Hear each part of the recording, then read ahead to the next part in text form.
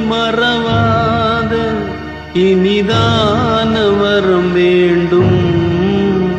உறவாலும் உடல் உயிராலும் பிரியாத வரம் வேண்டும். விழியோடு இமை போலே விலகாத நிலை எங்கே?